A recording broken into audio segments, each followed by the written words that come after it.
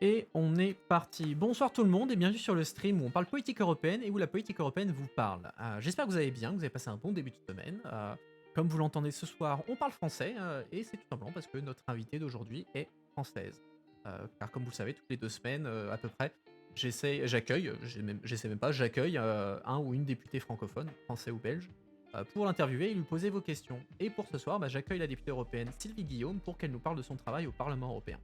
Donc Sylvie Guillaume, qui est-elle? Elle est députée européenne française, elle appartient au groupe des socialistes et démocrates au Parlement européen, donc à gauche, et en France, elle est membre du Parti socialiste. Elle a 59 ans et elle est députée depuis 2009, donc c'est son troisième mandat au Parlement européen. Au jour d'aujourd'hui, dans le Parlement européen, elle siège dans la commission des libertés civiles, de la justice et des affaires intérieures.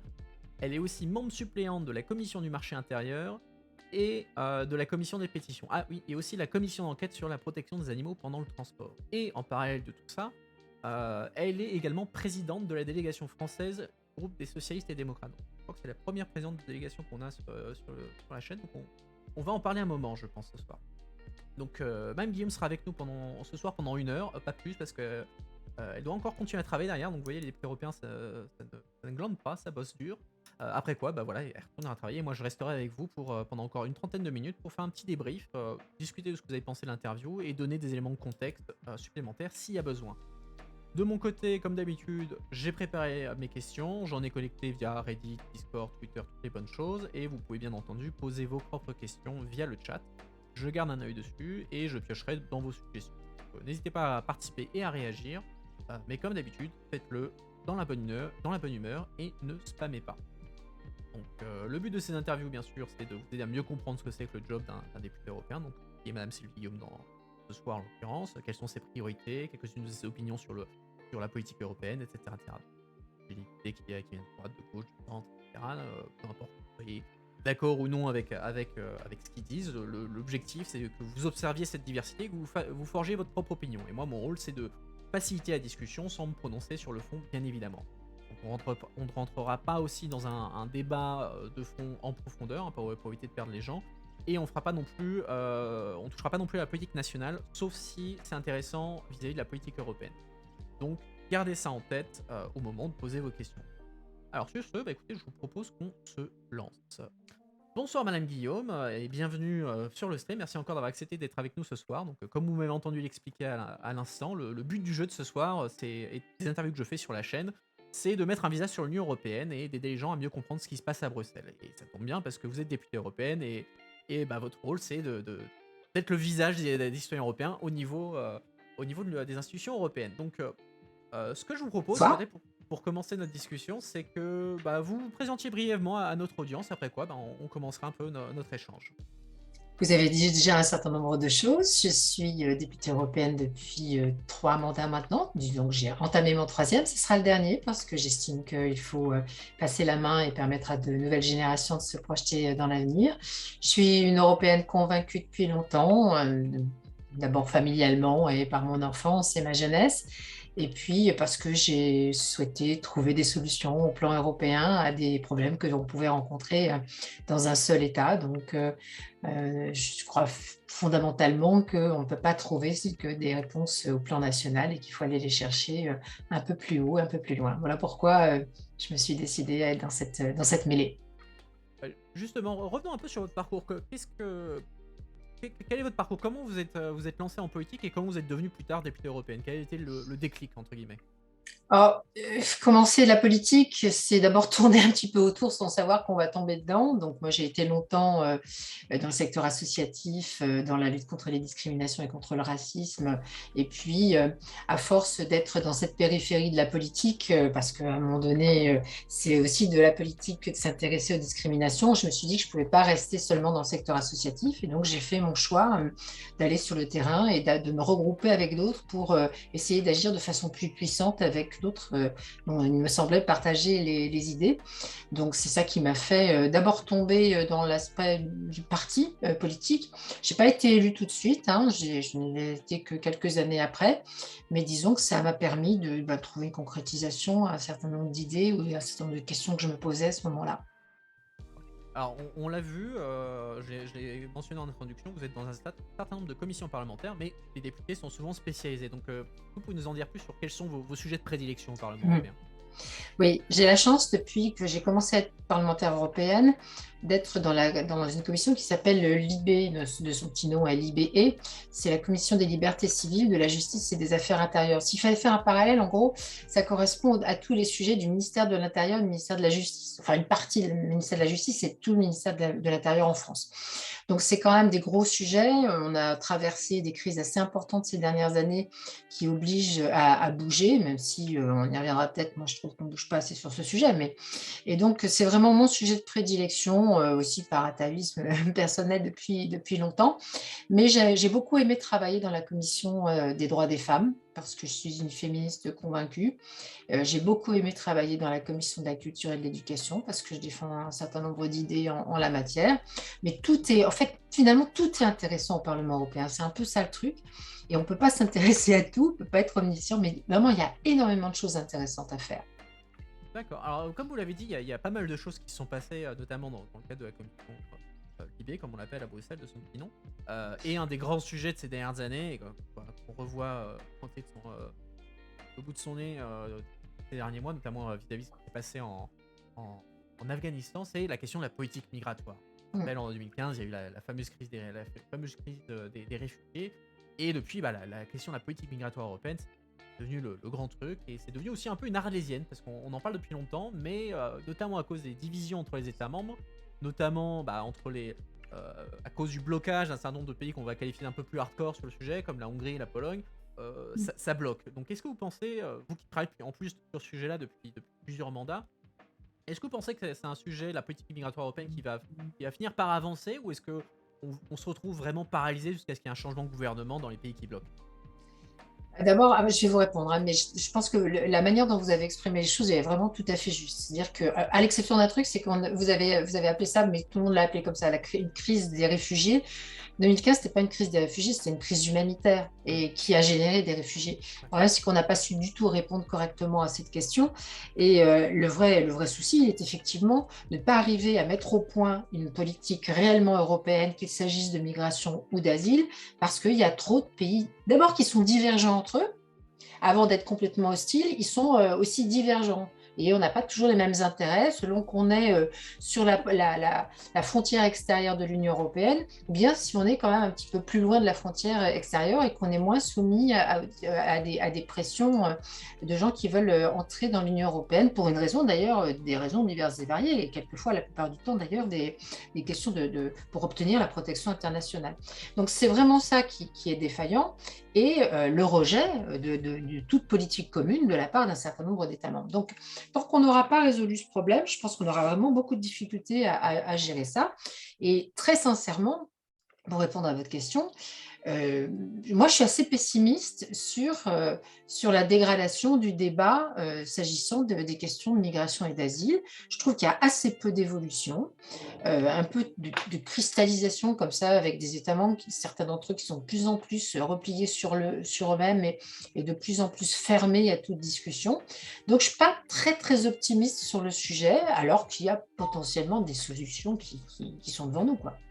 Et, Donc, c'est pas, voilà, je ne suis pas très, très optimiste. d'accord. Et, peut-être à défaut d'avoir d'une grande politique, enfin, j'avais pas dit ça, une grande politique migratoire européenne, peut-être pas, mais c'est peut-être pas le bon mot, mais est-ce qu'il y a quand même des choses qui peuvent être faites en matière migratoire comment dire, sans braquer trop les pays qui résistent, ou est-ce que vous pensez que vraiment tout le sujet est bloqué politiquement?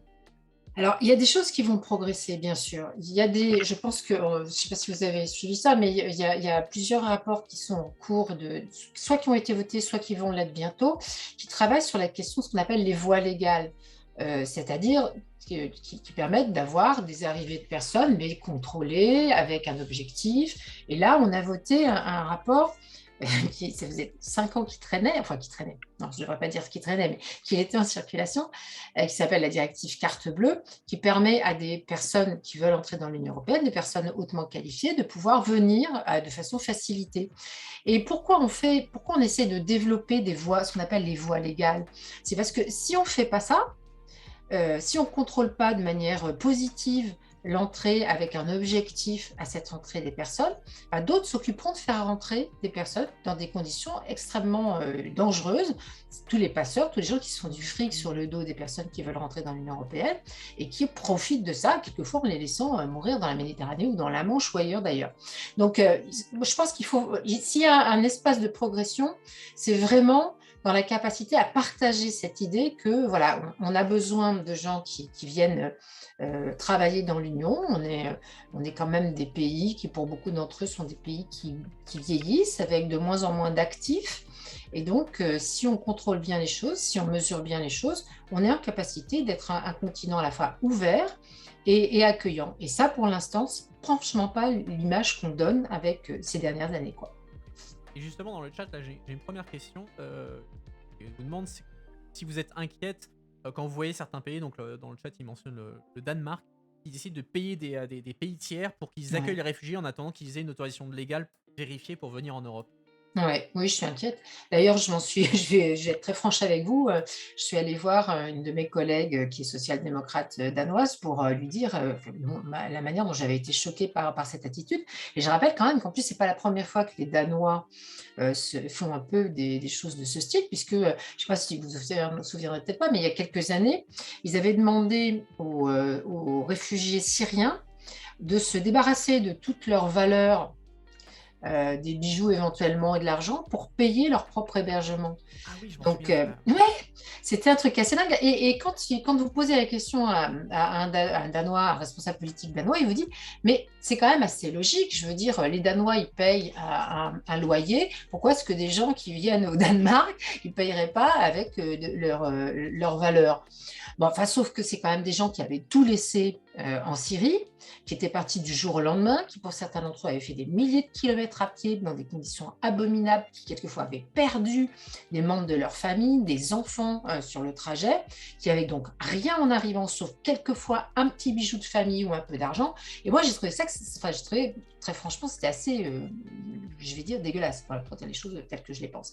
Donc oui, moi, je suis allée discuter avec eux et je trouve que cette idée qui est en fait d'externaliser la gestion des personnes. Dire finalement, nous, on ne veut pas t'embêter par des gens qui arrivent ici, ça ne nous intéresse pas, on est un pays riche, on ne veut pas en entendre parler.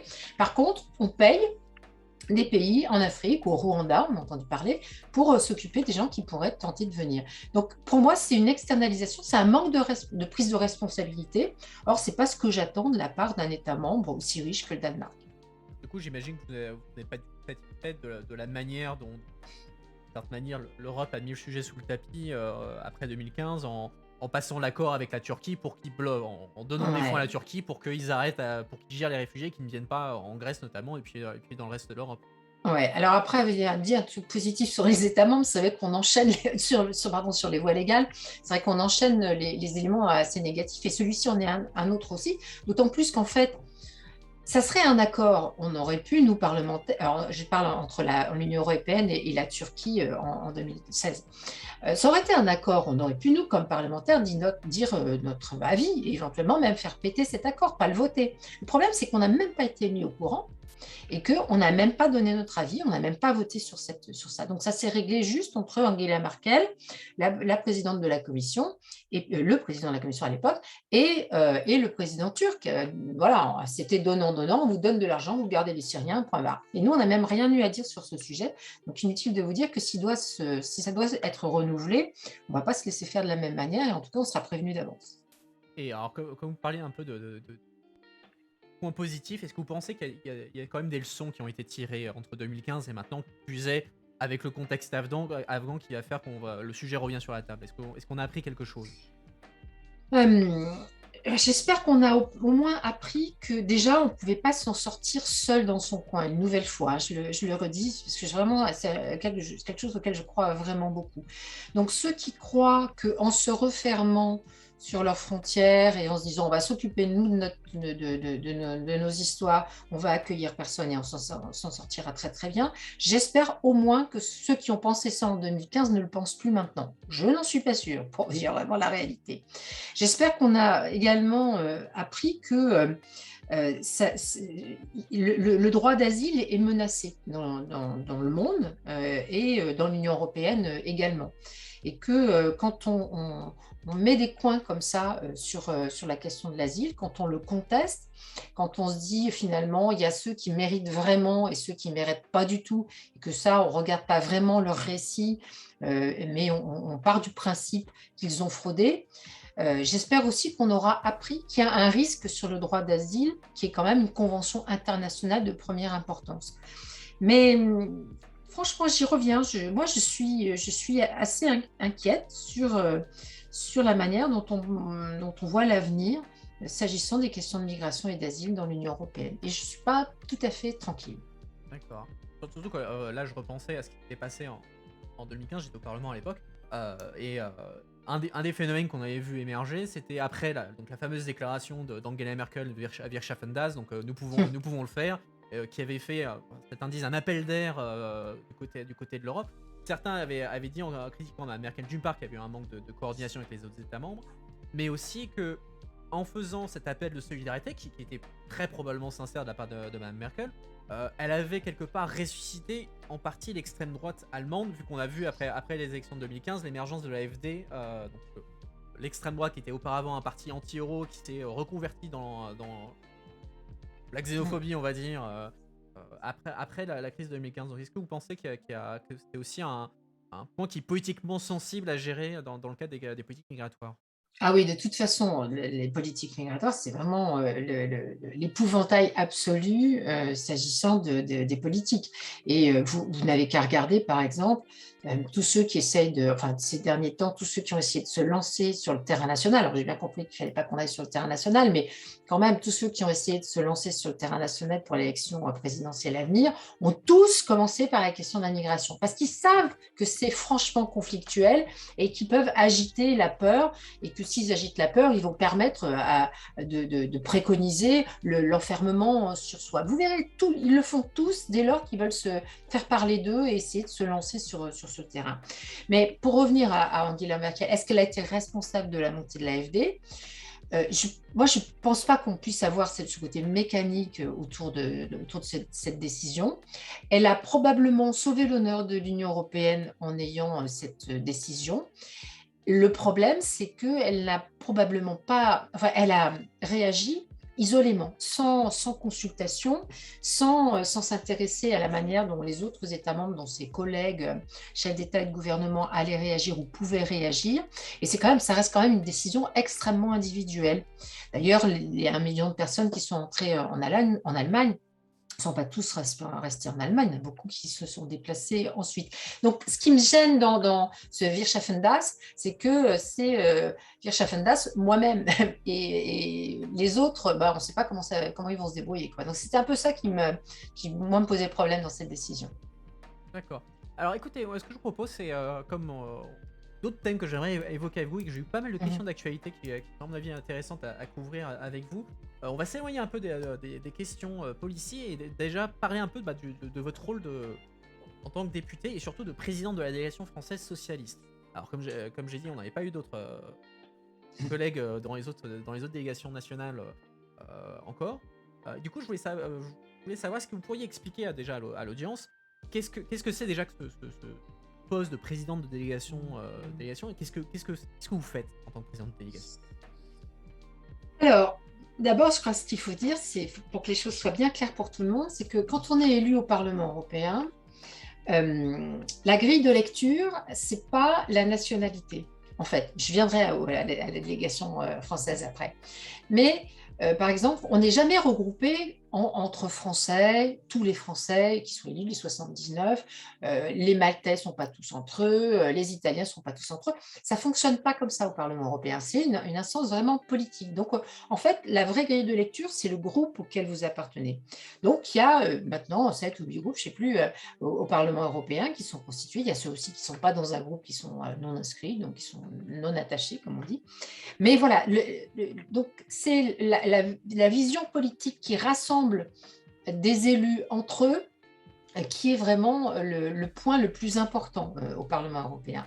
Et dans ces groupes, qui sont pour certains d'entre eux très, très importants, hein, le mien fait environ 150 élus sur 705 parlementaires européens, donc c'est quand même pas mal, c'est le deuxième groupe. Dans ce groupe politique-là, eh ben, il y a les délégations quand même qui se regroupent parce qu'ils ont été élus sur la même liste. Nous, on est élus maintenant dans une liste nationale et donc on constitue des délégations dans les listes dans lesquelles on a été élu. Donc nous, on a une petite délégation puisqu'on est 6. C'est quand même pas beaucoup. On a fait un score qui était quand même pas terrible en 2019, il faut être honnête et lucide. Donc, on est une petite délégation de 6 personnes, dont 3 socialistes et 2 autres qui sont membres du parti Place Publique et un sixième qui est membre d'un parti qui s'appelle Nouvelle Donne. Donc, mon rôle là-dedans, c'est d'arriver à coordonner la prise de parole de cette petite délégation sur les sujets, d'organiser notre travail dans les différentes commissions, parce que il y a 22 commissions thématiques au Parlement européen. Donc, vous voyez bien que même si on est titulaire et suppléant, 2 fois 6, ça reste 12. Donc, on ne couvre pas toutes les commissions qui sont disponibles. Donc, ça nous oblige à coordonner aussi, à aller chercher des informations à l'extérieur pour avoir une vision cohérente dans notre prise de parole et dans nos prises de décision comme socialistes et apparentés français. Et puis, ça permet aussi d'essayer d'influencer dans notre groupe des socialistes et démocrates sur un certain nombre d'idées qu'on porte, sur un certain nombre de thèmes qu'on privilégie. On a, par exemple, un député français de ma délégation qui est très spécialisé sur les questions de politique agricole commune. Et donc, lui, Éric Andrieux, par exemple, il est très, très engagé à faire valoir le point de vue de l'agriculture française, d'une certaine agriculture française, auprès du groupe où on ne partage pas tout à fait toujours la même idée. Donc, c'est vraiment un travail de coordination et un travail d'influence, en fait. Et du coup, comme vous l'avez dit, je me permets de revenir là-dessus. Bah, pareil pour personne, les socialistes français sont plus en très grande forme. Après les dernières élections, ça a été un peu compliqué. Dernier mandat, vous étiez 19, 20? Oh non, non, non, on Non, était 14 la 14, ah oui, dernière. pardon. Ouais, et Je confonds avec la dernière. on a terminé à 11, puisqu'on en a 3 qui sont partis. 4, on a terminé à 10. Donc voilà, maintenant vous êtes 6, Ouais, donc il y a de 3 différents partis. ouais. Donc comment vous faites à 6 pour peser au sein d'un groupe parlementaire qui fait jusqu'à 150 députés, comme vous le dites? Très, très vaillant, très intelligent, très travailleur. Non, oui, on est tout ça, bien sûr, mais voilà, on essaie surtout de prendre. On a essayé surtout, et je pense qu'on a quand même pas trop, trop mal réussi, à être visible sur un certain nombre de thèmes importants et prendre des postes à responsabilité en bossant et en faisant valoir notre point de vue pour arriver à influencer de l'intérieur. Donc en fait, c'est pas parce parce qu'on n'est pas nombreux, on ne fait pas tout, mais on a essayé de se positionner correctement par exemple, toujours le même collègue Eric Andrieux, il est membre du bureau du groupe. Donc ça lui donne, il est vice-président, donc ça lui donne un poste d'observation et il coordonne autour de la politique, notamment sur l'environnement. Donc c'est important et ça permet d'être plus visible. Et puis, on a également pris une position de coordinatrice dans la commission de l'économie, donc c'est vachement visible. Une position de coordinatrice dans le domaine de la fiscalité. On a pris une présidence de la commission qui s'occupe des ingérences dans la politique européenne par les autres puissances extérieures. On a la même personne, Raphaël Glucksmann, qui est également vice-président dans la commission, comment elle s'appelle celle-ci, défense. CD? Ouais, c'est ça, voilà. Ouais, sécurité et défense. Voilà, donc bon, il y a beaucoup de choses comme ça qui sont pas. On a une membre, Nora Mebarek, qui est devenue une des parlementaires dans la conférence sur le futur de l'Union européenne. Donc, on essaye d'être malin pour prendre des postes à responsabilité, des postes de visibilité, et puis après, on bosse, quoi. Ah, je vois aussi une autre question dans le chat, puisque vous évoquez la conférence sur le futur de l'Europe. Je fais un lien rapide.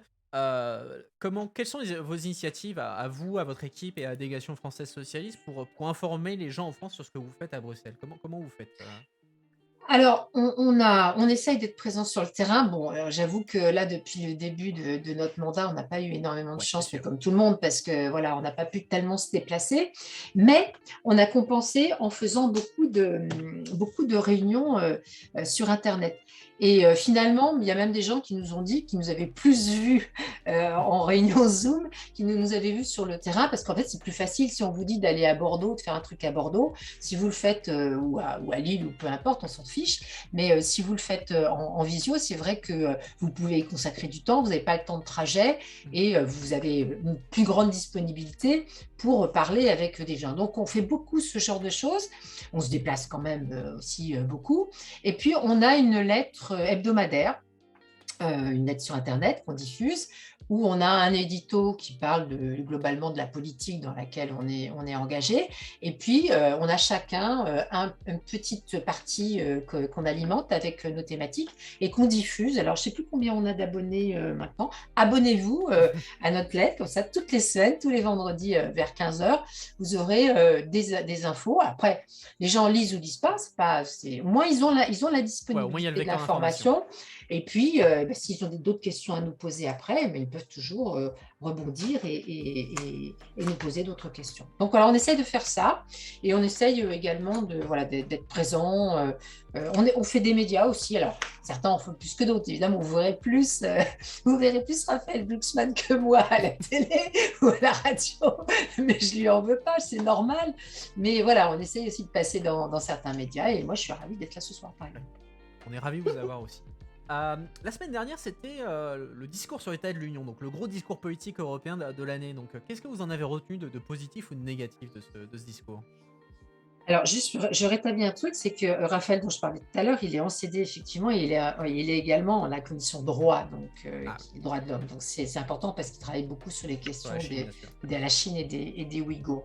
Et voilà, donc après je peux détailler d'autres éléments, mais c'est pas le plus important. Alors, cet exercice une fois par an d'entendre la présidente de la commission parler de l'état de l'Union, moi je trouve que c'est assez intéressant, c'est un peu calqué sur le discours Du aux congrès États-Unis. américain, oui. Voilà, et je trouve que c'est pas mal parce que ça permet de faire le point. Bon, j'ai un petit doute sur savoir à qui on s'adresse vraiment, parce que bon, certes, Ursula von der Leyen, la présidente de la Commission, elle est dans le Parlement, elle parle aux parlementaires, mais il y a évidemment une vocation importante de communication extérieure. Donc, peut-être que ça, voilà, ça permet pas. Enfin, moi, je suis pas spécialiste de la communication, mais je me dis que quand il y a plusieurs récepteurs, le discours est un peu mélangé. Et en fait, c'est un peu ce qui s'est passé, je trouve. C'est-à-dire que cette année, elle a fait un assez bon bilan de ce qui s'était passé rétrospectivement avec la crise sur le Covid, avec ce qui s'était passé sur les vaccins, avec la manière de construire l'Europe de la santé. Mais je l'ai trouvée un peu courte sur les propositions. Je vous donne deux exemples. Elle annonce une agence pour la santé. La santé, ce n'est pas une compétence européenne. Peut-être on s'en redira un mot, mais c'est une compétence des États membres. Et nous, ce qu'on voulait, c'est que ça devienne une compétence européenne, justement pour mieux agir sur la question des vaccins, sur la question d'autres traitements, parce qu'il n'y aura pas que le Covid dans la vie, sur la question du matériel, bon, bref, tout ça. Et elle propose une agence et elle exclut les parlementaires de la décision. Et elle en fait une agence vraiment exclusivement, je trouve, sur la production des médicaments ou la production des outils. Et je trouve que c'est dommage parce que la santé, c'est plus large que ça. Ça peut être quand même aussi la prévention aussi. On a une collègue française qui est de ma région, mais pas de mon groupe politique, Véronique Trier-Lenoir, qui a travaillé sur le cancer. Donc, on sent bien que c'est quand même au plan européen qu'il faut agir. Et là, on a une espèce d'agence un peu étriquée. Donc, bon, j'étais un peu déçue de ça. Puis, le deuxième truc, enfin, il y a d'autres choses qui m'ont déçue là concernant sur des gros sujets comme la fiscalité, c'est la lutte contre la pauvreté, le développement durable, ou bien la biodiversité, ou même ce qu'on appelle enfin, le Fit for 55, c'est Ouais. tous les textes qui vont venir pour la lutte contre le changement climatique. Mais sur un sujet, un autre sujet précis où j'ai été vraiment déçue, c'est qu'elle annonce une initiative sur la jeunesse qu'elle appelle, je sais Alma. plus, Alma, voilà, et personne ne sait ce qu'elle veut dire. Et on a le sentiment qu'elle vient un peu, elle surfe sur le fait que la jeunesse, bah, c'est un truc, c'est très important, et ça l'est, objectivement, sinon je ne serais pas ce truc avec vous ce soir, mais il n'y a rien dedans, quoi. Il y a pas de contenu, on ne sait pas ce qu'elle veut faire. On nous dit ça va être une sorte d'Erasmus pour les jeunes chômeurs. Oh, tu me parles d'un truc, quoi. Je veux dire, enfin, je pense que pour la jeunesse, faut être quand même un peu plus ambitieux, faire plus de propositions, d'engagement sur la culture, sur l'éducation, sur la mobilité, et pas seulement comme ça lancer un truc dans l'opinion. Voilà, donc bon, c'était un discours moyen, voilà, que j'ai trouvé qu'il y avait des bonnes choses, mais voilà, des choses un peu plus limites, quoi. D'accord, ouais, donc pas sensationnel, peut mieux faire, peut mieux faire. Ouais, Alors, bah, puisqu'on parle aussi d'actualité, je pense on peut pas y échapper. Ces jours-ci, on parle beaucoup sous-marin. Comme vous le savez, il oui, y a un certain drama entre la France, l'Australie, les ouais. États-Unis et le Royaume-Uni. Mm. Et bah, maintenant, l'Europe s'est un petit peu impliquée dans le sujet, avec Mme von der Leyen qui a dit que l'attitude de l'Australie et des États-Unis était inacceptable vis-à-vis de la France et qu'on ne pouvait pas faire business as usual, comme elle dit. Euh, que pensez-vous déjà de la situation en général et qu'est-ce que vous pensez que l'Europe devrait faire en soutien ou même ne pas soutenir la France sur le sujet? Comment vous pensez la réponse européenne? Franchement, ça me semble extrêmement déloyal. Alors, il y a des choses qu'on ne saura pas forcément tout de suite. Est-ce que les Français étaient prévenus, pas prévenus? Bon, bref, tout cela, on ne le saura pas immédiatement, mais on le saura de toute façon dans l'avenir. Mais ça reste une attitude quand même assez déloyale, mais surtout, ça montre une chose qui est terrible, c'est que en fait, même avec le nouveau président américain, on avait beaucoup critiqué le précédent et c'était normal, même avec ce nouveau président américain, en fait, on a l'impression que les pays européens et que l'Union européenne comptent pour du beurre, quoi. Et que on peut se passer d'eux, on peut négliger, on peut rompre un contrat, tout ça n'a pas d'importance. Et je trouve que ça, c'est non seulement déloyal, mais c'est pas reconnaître la puissance et la richesse et la capacité de l'Union européenne à être un acteur réellement international. Donc moi, je pense que ça doit nous inciter à un truc très simple, qui est qu'il faut qu'on développe, enfin, il y a deux choses assez, non, je retire le assez simple parce que c'est pas simple du tout en fait en réalité, mais il faut qu'on développe une capacité de défense s'agissant de l'Union européenne. C'est quelque chose qui dure depuis très longtemps, qui n'a jamais été mis au point pour des motifs d'ailleurs un peu ce que vous signaliez sur un autre sujet tout à l'heure, c'est-à-dire qu'il y a beaucoup de contradictions entre les États membres et qu'on n'arrive pas à mettre au point une doctrine sur la question de la défense. Et deux, ça va avec, il faut qu'on arrive à développer ce qu'on appelle l'autonomie stratégique. Alors j'appelle ça comme ça parce que j'aime pas bien le côté souverainisme, parce que ça me semble restrictif et un peu voilà, Autoritaire. ouais, non, je reste sur restrictif parce que c'est plus ça qui me gêne. Donc, développer l'autonomie stratégique, ça veut dire qu'on devient réellement une puissance adulte en matière de relations internationales, en matière industrielle, en matière d'échanges économiques, en matière d'accords commerciaux, de manière à ne pas être dépendant dans des domaines quelquefois entiers du reste du monde. On a cité, c'était un petit bout de la lorgnette, mais c'était quand même très ça illustrait bien le propos. Quand il y a eu la crise du Covid, ou même avant, même peut-être, on a manqué de masques, on n'arrivait plus à produire en Europe, ou on n'arrivait plus à avoir de Doliprane, on n'arrivait plus à avoir ceci. C'est quand même insensé, alors qu'il y a la capacité à le faire. Donc il faut développer, je crois, cette autonomie stratégique pour qu'on devienne vraiment une puissance adulte dans l'avenir et très vite. Et un autre sujet, toujours sur le sujet des sous-marins, il y a eu des débats ces derniers jours sur est-ce que il fallait stopper ou agir sur l'accord commercial entre l'Union européenne et l'Australie qui est actuellement en négociation. Est-ce que vous pensez que c'est un levier à utiliser ou est-ce que ça serait allé un peu trop fort Alors, de façon générale, je pense qu'il faut être beaucoup plus attentif qu'on ne l'a été dans l'Union européenne sur les accords commerciaux. Je pense qu'ils ont été ces dernières dizaines d'années assez déséquilibrés. Et vous savez, c'est des accords qui se négocient pendant 8-10 ans, quoi, hein. C'est hyper long, c'est extrêmement pointilleux, extrêmement précis. Et pour vous dire, pour être un peu précise, en règle générale, mon groupe est assez partagé sur le sujet. Notre délégation française, les 6 dont je vous parlais, on est quand même plutôt contre ce type d'accord parce qu'on les trouve très très déséquilibrés en matière de droits de l'homme, en matière économique, en matière de respect de tout un tas de droits, notamment des droits dans le travail, etc. Mais il y aurait plein d'autres choses. Donc on n'est plutôt pas d'accord. Mais ces accords, c'est donc des espèces de monstres comme ça qui commencent à être discutés, qui passent sous les radars. Hop, et puis 10 ans après, paf, on vous sort un accord qui a été négocié et il faudrait dire oui ou non. Et ça, on n'est plus d'accord sur ce genre de choses. Donc, pour en revenir à votre question, oui, moi je pense que comme il y a cet accord qui est en train d'être discuté avec, cet accord commercial qui est en train d'être discuté avec l'Australie, il faut remettre sur la table ce qui a été discuté et reparler avec le prisme de cet événement qui vient de se passer.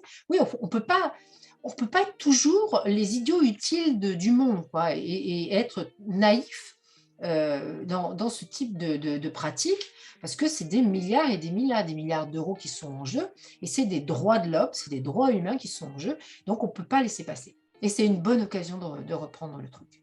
D'accord, bah, très, très clair.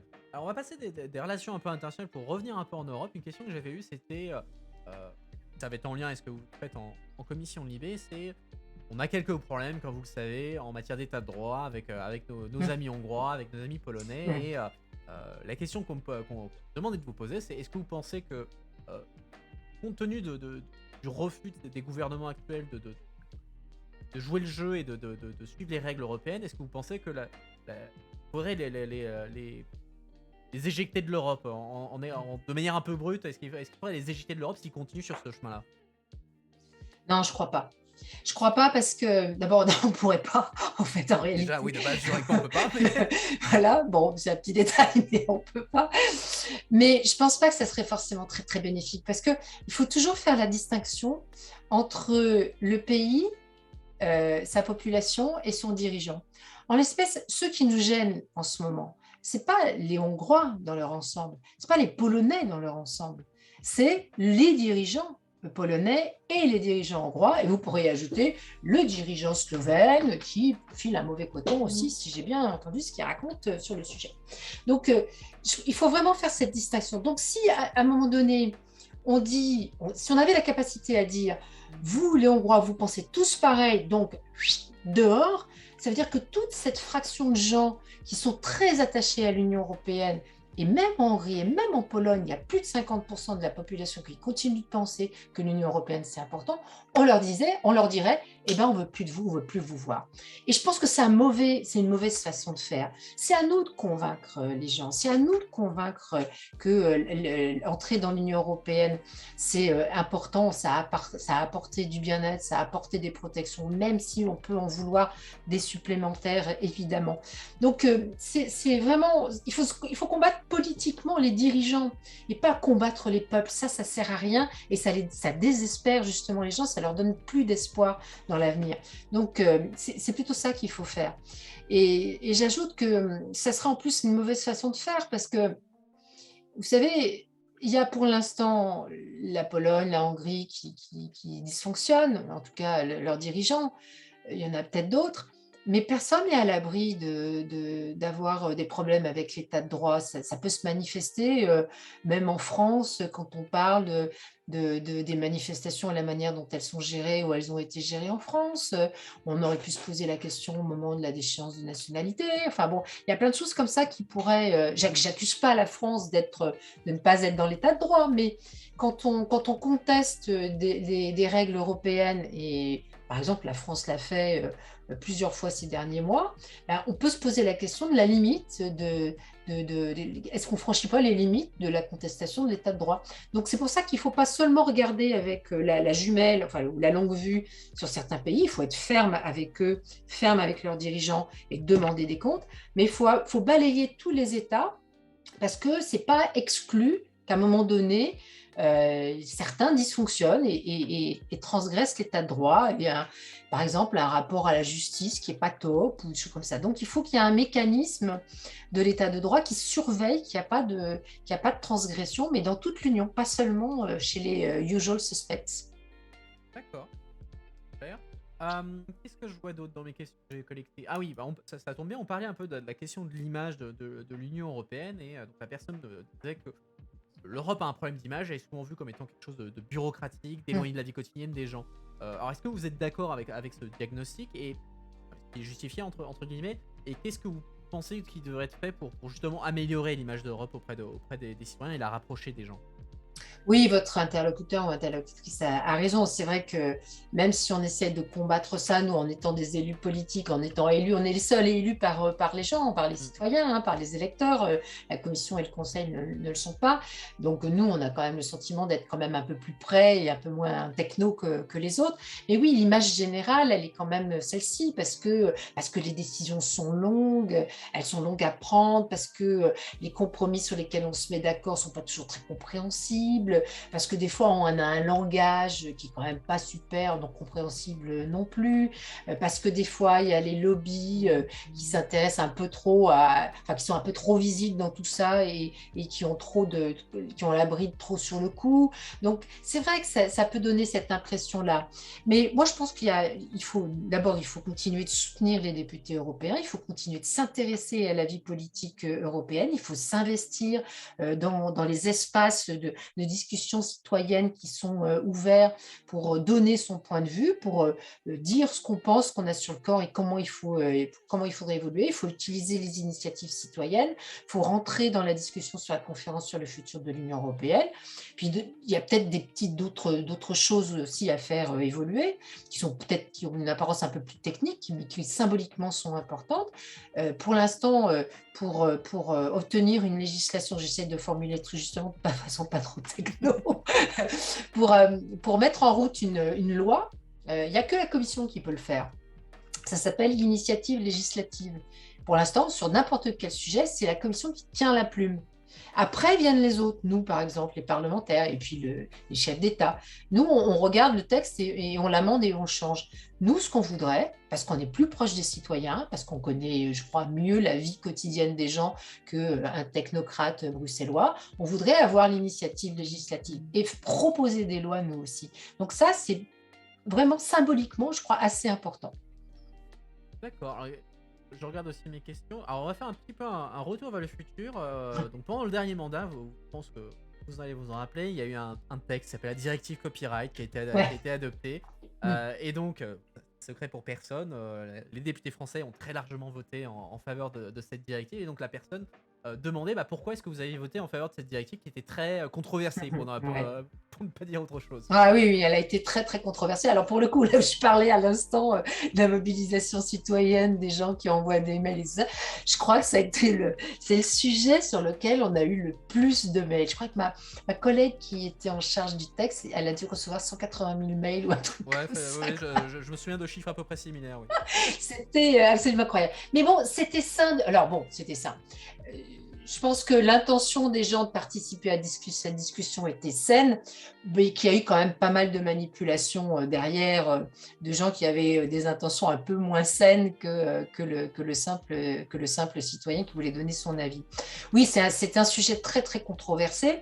Et je pense que ce qui a fait basculer, ça a été finalement de se dire, il n'y a pas de raison qu'il y ait des gens dans la presse, des auteurs dont le travail puisse être pillé par les grandes plateformes Internet sans qu'ils soient rémunérés pour leur travail. Alors évidemment, il y avait plein d'autres sujets qui sont intervenus, parce que c'était un texte super technique et très compliqué à mettre au point.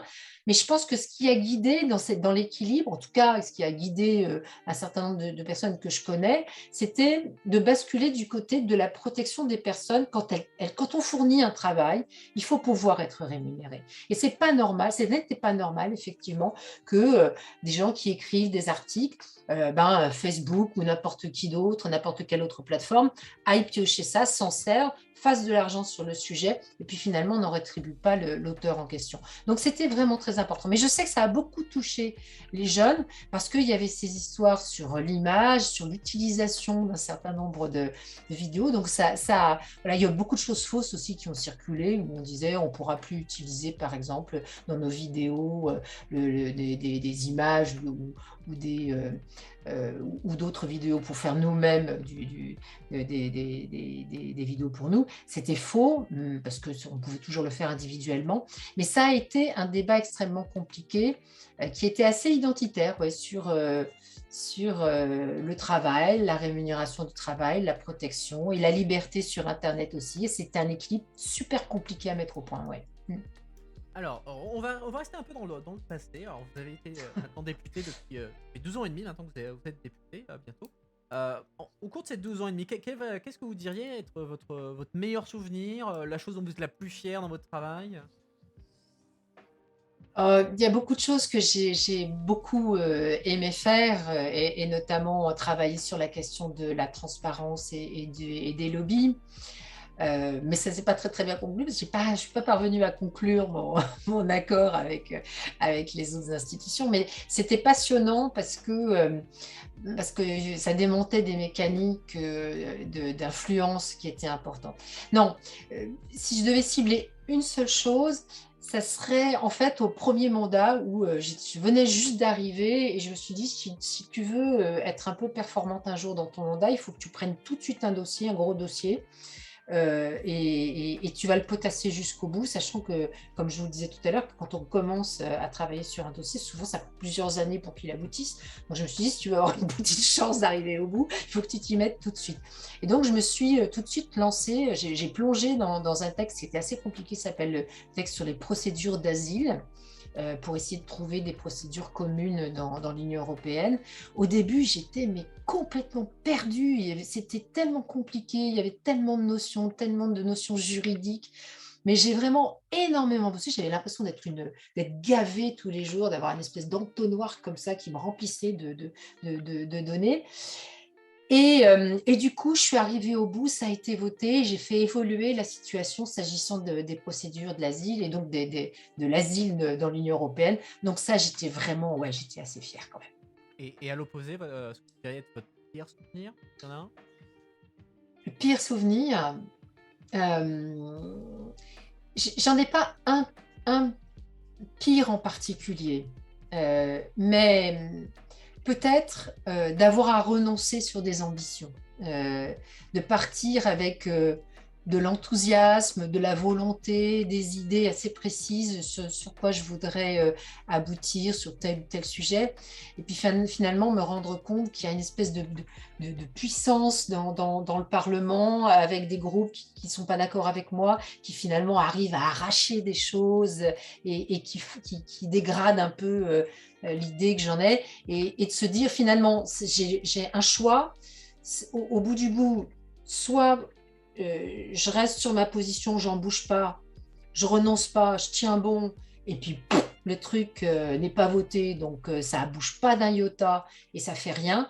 Soit je me décale un peu et j'obtiens un petit peu moins de ce que je voulais, mais pas exactement ce que je voulais, mais ça fait progresser un peu les choses. Et c'est peut-être un peu cette série, pas de renoncement, mais où on va pas tout à fait au bout de l'enthousiasme qui quelquefois est un peu, voilà, est un peu gênant. Voilà. Mm. Alors, pour aller un peu vers la conclusion, on va passer un peu au niveau global. L'Union européenne, qu'est-ce qui pourrait être mieux? Donc, si vous pouviez vous changer quelque chose dans l'Union européenne et son fonctionnement, qu'est-ce que vous changeriez et pourquoi? Je changerai le mode de décision parce que là, il y a beaucoup de décisions qui se prennent à l'unanimité parmi les chefs d'État. Donc du coup, souvent, bah, ils se protègent entre eux et comme ils ont des intérêts contradictoires, bah, voilà, ça ne bouge pas. Donc cette question de la décision à l'unanimité, il faudrait la changer, il faudrait que ce soit bah, ouais, majoritaire, comme dans plein d'autres endroits. Et puis, ce que j'aimerais bien qu'on progresse sur deux dimensions, parce que je trouve qu'on prend trop de retard, ou trois peut-être, sur la question du numérique. Je pense qu'il y a l'espace dans l'Union européenne d'être une grande puissance du numérique avec nos propres entreprises, avec une vraie puissance internationale et sans dépendre forcément d'autres que nous. Je pense qu'il faut qu'on avance beaucoup plus vite en matière de lutte contre le changement climatique. Il y a eu un effet, il y a eu une accélération ces dernières années parce que quand même tout le monde se rend compte que les phénomènes climatiques liés à la pollution, liés aux gaz à effet de serre et tout ça ont considérablement augmenté. Et donc, si on ne réagit pas maintenant, sachant que les effets auront lieu dans le meilleur des cas d'ici une dizaine d'années, on est criminel d'une certaine manière parce qu'on fait peser sur nos enfants, nos petits-enfants, une vie moins bonne que celle qu'on aura vécue.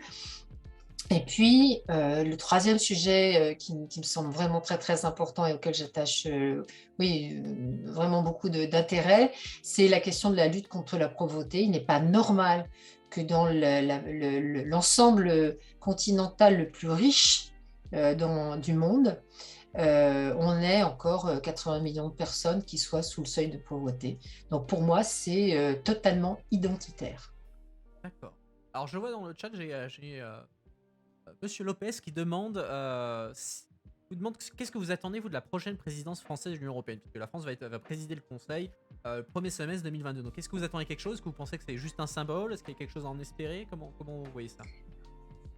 Oh, je pense qu'on peut, enfin, l'intérêt d'une présidence tournante, enfin, je vais faire autrement, je vais répondre à M. Lopez autrement, parce que moi, ce qui me pose quand même un peu question, c'est savoir si une présidence tournante, c'est vraiment très, très efficace, parce que c'est quand même que 6 mois. Et en l'espèce, la présidence française, elle va être percutée par l'élection présidentielle française.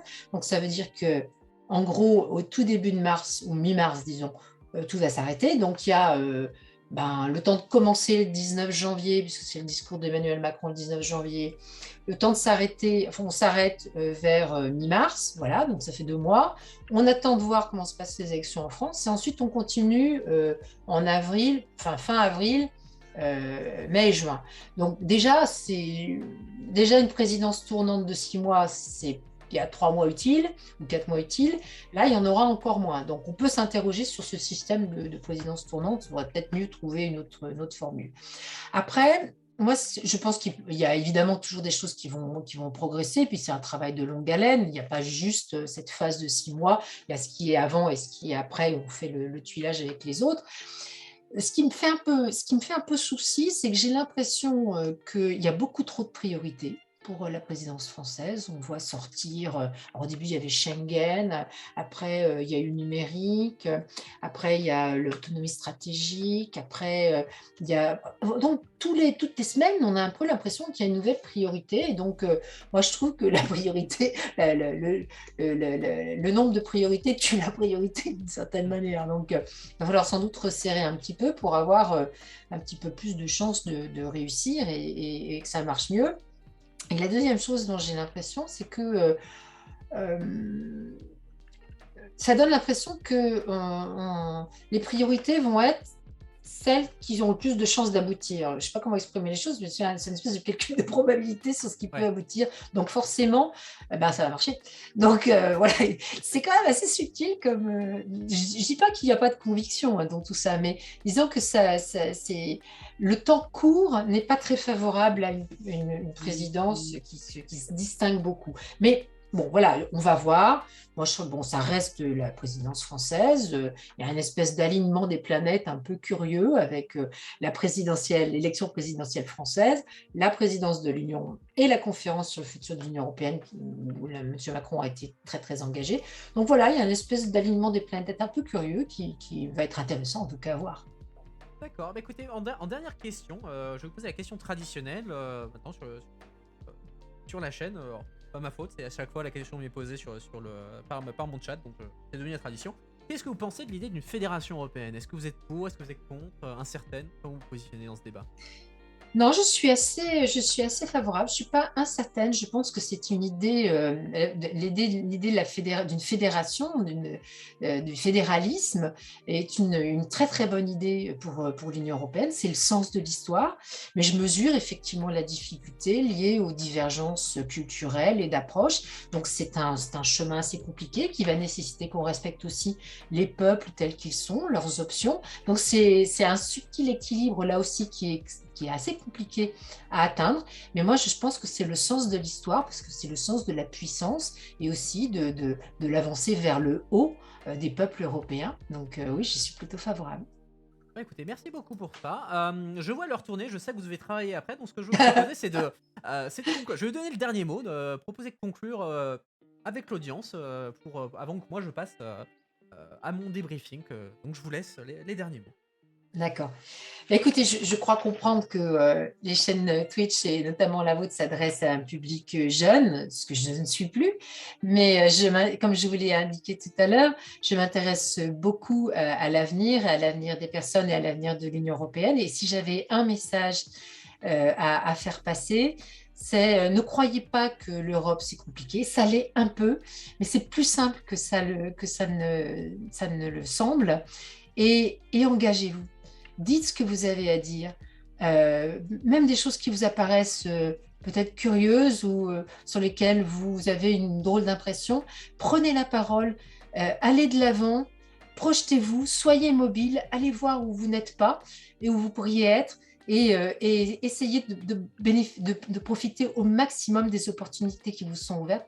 Prenez la parole, prenez la parole. Vous l'avez entendu, prenez la parole, le message est très très clair. Donc avant de commencer le débrief, je voudrais remercier à nouveau Mme Guillaume d'avoir pris le temps d'être avec nous ce Merci à soir. vous. J'espère, chat, soyez sûr de la remercier. N'hésitez pas à regarder ses réseaux sociaux. Vous voyez son compte Twitter sous le flux vidéo. Comme elle l'a dit, il y a une newsletter aussi de la délégation socialiste. Donc allez sur son compte Twitter. Je suis sûr que vous pourrez retrouver les liens pour vous Oui, oui, abonner. oui. Pour vous abonner si vous le souhaitez.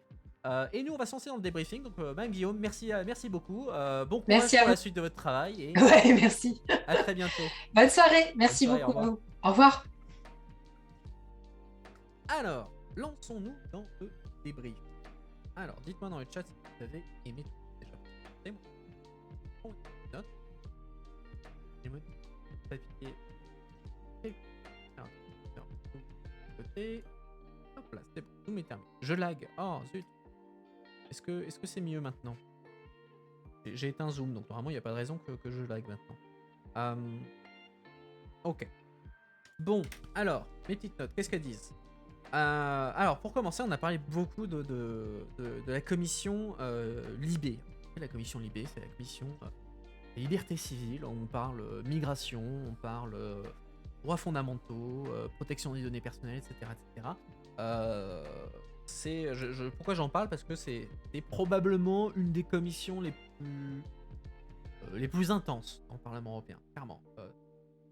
Et faut avoir les épaules, hein, parce que c'est une commission, compte tenu des intérêts fondamentaux et des sujets fondamentaux que ça traite, pas.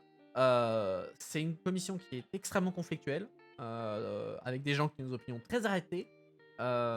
Donc ça, c'est voilà, c'est en général les gens qui bossent en Libé, des gens qu'on respecte, surtout quand ils font ça sérieusement et qu'ils s'investissent, parce que ça pèse, ça pèse sur les épaules. La commission Libé, c'est une commission intense. Alors si en plus, donc quand même, Mme Guillaume, elle a fait ça pendant 2 mandats et demi maintenant. Elle a eu du courage, hein. J'ai vu des gens qui tenaient beaucoup moins longtemps que ça en commission Libé. Mais voilà, c'est une commission qui traite de sujets très conflictuels. On a parlé notamment des sujets migratoires, hein, qui sont très très clivants depuis longtemps et encore plus depuis ces dernières années. On a parlé de la crise, on a parlé d'une crise humanitaire, mais de manière commune, on appelle ça la crise des réfugiés en 2015, où effectivement c'est devenu un pierre d'achoppement au niveau européen et les choses se sont un petit peu crispées, hein, puisque en fait la difficulté aujourd'hui dans la politique migratoire européenne, c'est il y a une politique d'asile européenne, c'est quelque chose qui existe, mais au jour d'aujourd'hui, il y a une difficulté qui est, donc c'est ce qu'on appelle le règlement de Dublin. Le principe aujourd'hui en matière de politique d'asile européenne, c'est que le pays d'entrée, quand un demandeur d'asile, quand quelqu'un, un migrant entre dans un pays européen, c'est le pays d'entrée qui doit gérer la procédure d'asile. Donc ça veut dire que, et on a vu à quel point ça pouvait être important pendant la crise des réfugiés, ça veut dire que des pays qui sont entre guillemets en ligne de front, qui sont aux frontières, donc notamment la Grèce et l'Italie, c'est eux qui ont eu qui sont retrouvés à devoir en principe gérer l'intégralité ou une large partie du flux migratoire et à gérer les demandes d'asile. Alors après, il y avait les États les autres États disaient ah non non quand on a des migrants chez nous, non non c'est pas à nous de les gérer, c'est à l'Italie, donc il est envoyé vers l'Italie et c'est ce qui a fait jouer notamment en Italie avec la montée aussi de l'extrême droite. Alors j'allais dire Matteo Renzi, mais non, Matteo Renzi n'est pas d'extrême droite, c'est Salvini, Matteo Salvini, qui lui d'extrême droite, qui est monté et qui est même devenu vice-premier ministre du gouvernement italien, notamment en utilisant la crise migratoire comme tremplin. Et le problème aujourd'hui, c'est que il y a eu l'idée, c'est voilà, on peut pas laisser ces quelques pays assumer tout le poids de toute la pression migratoire entre guillemets, qui plus est en aimant crise, parce qu'en fait le système actuel, le système du pays d'entrée fonctionnait plus ou moins quand on était en situation normale, mais ça devenait ingérable et purement impossible pas tenable à partir du moment où il y avait des gros flux de migration, ce qui est devenu évidemment le cas à partir de 2015 et là où il y a eu la réalisation, ok, il faut faire quelque chose de différent. Et c'est là où on a vu que en fait, faire quelque chose de différent, c'était compliqué parce que les autres pays ne voulaient pas forcément participer à l'effort de guerre entre guillemets. Et notamment, on a vu des pays comme la Hongrie. Alors je dis la Hongrie, mais c'est beaucoup de pays d'États de l'Est qui ont dit non, on ne veut pas de migrants chez nous. On ne veut pas, c'est le pays d'entrée qui doit gérer ça, et du coup ça a complètement paralysé le système, même si ça a amené aussi un peu des formes d'hypocrisie, puisque évidemment ça a favorisé la montée du populisme, la montée de l'extrême droite, mais par exemple Viktor Orban, le premier ministre hongrois, et Matteo Salvini, à l'époque premier ministre italien, les deux sont d'accord pour dire non, non, on veut pas des migrants, sauf que à côté, Salvini disait que non, faut que les autres prennent aussi leur part participent à l'effort de guerre, et Viktor Orban ne voulait surtout pas en entendre parler. Donc il y avait aussi un peu des contradictions internes au sein de l'extrême droite. Enfin, à l'époque, c'était peut-être un peu hard de dire Viktor Orban est d'extrême droite, mais voilà. Il y avait ça menait à quelques contradictions internes. Qu'est-ce que j'ai noté d'autre? Alors, on a parlé effectivement du Danemark et du fait qu'ils avaient des politiques d'immigration très dures, et historiquement, c'est le cas. Effectivement, le Danemark est historiquement un pays qui est pas du tout ouvert en matière migratoire, et c'est souvent là qu'on va voir les politiques les plus hardcore. Elle a mentionné effectivement ce moment où le Danemark voulait que les migrants financent leur procédure d'asile en vendant leurs bijoux de famille et d'une manière générale utilisent leur propre argent pour financer ça. Ce qui faisait un petit peu cynique, mais c'est très danois comme sujet, et c'est une des raisons d'ailleurs pour lesquelles. Est-ce que ça a été appliqué? Bah écoute, je ne sais pas. Je vais regarder. Alors, je regarde maintenant sur internet. Danemark. Alors, eh bien, ça marchera mieux. Danemark. Bijoux, immigration. Voyons ce que ça donne. Ah voilà, un article de 2019 qui explique aucun bijou n'a été saisi depuis l'adoption d'une loi de confiscation sur les migrants. C'est un article du Figaro. Euh, Blabla. Au plus, il y a une bagnole, une voiture d'une valeur de 100 000 couronnes qui a été interceptée en 2015, donc le jour de l'adoption de la loi. Mais sinon, entre 2015 et 2019, la loi n'a été utilisée que 10 fois, selon les statistiques officielles. C'était, au final, ça a été un texte purement politique. Voilà, et donc c'est une question de principe. Donc non, ça n'a pas été, c'est passé, mais ça n'a pas été beaucoup utilisé. Alors, qu'est-ce que j'ai d'autre sur mon... Ah bah tiens, toujours sur l'immigration, j'ai le Wir schaffen das. Wir schaffen das, c'est la phrase emblématique d'Angela Merkel. Donc, Wir schaffen das, nous pouvons le faire, qui a été prononcée par Angela Merkel en 2015 quand elle a décidé de dire que l'Allemagne allait accueillir les réfugiés en Allemagne, donc réfugiés syriens. Et ça a créé un léger problème, puisque comme Mme Guillaume l'a mentionné, et aussi c'est une décision qui a été prise par Mme Merkel un peu dans son coin, elle a consulté personne. Et donc du coup, bah, vous allez me dire, bah, c'est très bien que l'Allemagne décide d'aider les réfugiés syriens et accepte de les accueillir, sauf que le problème c'est que les réfugiés syriens, ils arrivaient soit par la Grèce, soit par l'Italie. Et si vous connaissez un peu votre géographie, l'Allemagne n'est pas un pays limitrophe de la Grèce ou de l'Italie. Donc il fallait que tous les réfugiés passent par la Grèce, par l'Autriche, par l'Italie, la France, etc. pour arriver jusque-là. Et évidemment, bah, les pays concernés n'étaient pas exactement ravis que Mme Merkel leur fasse ce petit cadeau où ils se retrouvent à devoir gérer les gens qui voulaient aller en Allemagne. Ça crée un petit backlash et un peu de tension au niveau européen, pour ne pas dire autre chose. Et comme je le disais, bah, même Guillaume disait que c'était pas nécessairement mécanique, la montée de l'extrême droite en Allemagne, de l'AfD, mais il n'empêche qu'il y a eu un vrai changement, un vrai avant et après, puisque avant le Wir schaffen das, donc l'extrême droite allemande, l'AfD c'était un groupe insignifiant, un groupe politique insignifiant en Allemagne qui était uniquement concentré sur le fait que fallait que l'Allemagne abandonne l'euro et retourne au Deutschmark. Personne n'en voulait et ils se sont reconvertis en 2015 dans le refus des migrants.